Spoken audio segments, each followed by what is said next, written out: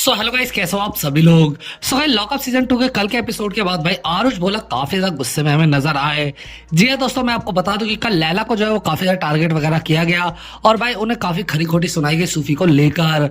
और भाई इसी चीज को लेकर भाई आरुष बोला काफी ज्यादा गुस्से में नजर आए।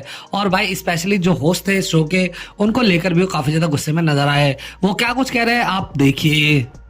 सो गाइस, अभी मैंने आज का एपिसोड देखा भाई, उस पे मेरी बात उठाई गई है कि मैं आया, मैंने लैला को बोला कि भाई तूने मिट्टू को गाली कैसे सुन ली मिट्टू से। तो सिंपल बात है, मैं अभी भी गाली दे रहा है, उसमें क्या गलत है।